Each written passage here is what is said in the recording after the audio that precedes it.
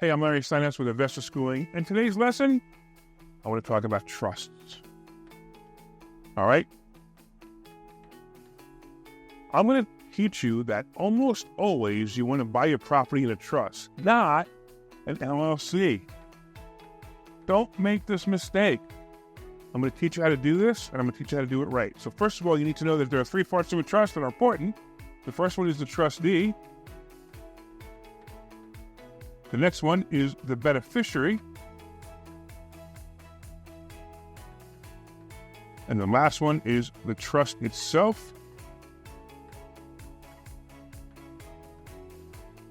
And let's talk about it. So if I'm going to buy 123 Main Street, right? I'm going to buy this property, 123 Main Street.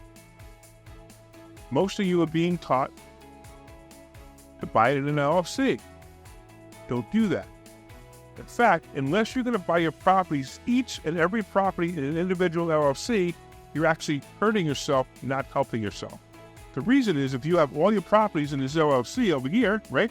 You have property 1, property 2, property 3, property 4. Each one of these properties is subject to be sued or subject to someone being able to sue you for one of these properties or all these properties. If something happens in property 4, they could sue you for 1, 2, and 3. So you want to put them in separate entities. So I'm going to teach you how to put them in separate entities. So I'm going to take the trust itself, and I'm actually going to call it, if you wanted to, Main Street Trust, for example. You can call it anything you want. Main Street Trust. And by the way, another thing about Main Street Trust is I don't have to get that pre-registered with the IRS. I could call it anything I want. I could call it any name I want. I could call it Facebook Trust if I want to. There's nothing that I have to do to register with the IRS or get a fictitious name. So the first thing I'm going to do is I'm going to file the trust, Main Street Trust. I'm going to assign a trustee, right? So the trustee in this case will be, guess who? So I'm going to be the trustee. Now, as the trustee, I get to control the entire trust. I get to control this entire property. But remember this word over here, beneficiary? Beneficiary is the person who this is entrusted for. Now, technically, you can make this anybody. In fact, I can even make it myself. But if I wanted the beneficiary to be me, I can do that. But that's not what I'm going to do. I'm going to do something totally different.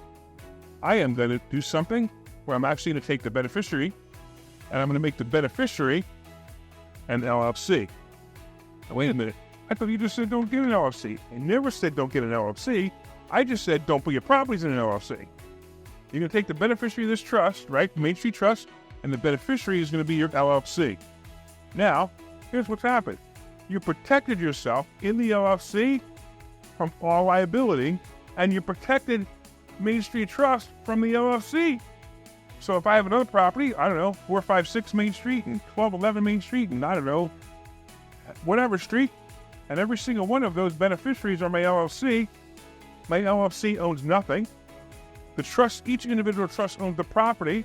Each individual trust is isolated from each other, and I protected my LLC and I protected myself. You want to know how many properties I own? There's 0.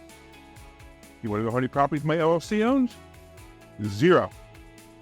But I sure control a hell of a lot of properties and make a hell of a lot of money that comes directly to me, even though they're in an LLC and they're in trusts. You want to learn how to do this right? Go to investorschooling.com. I'm Larry Steinhaus.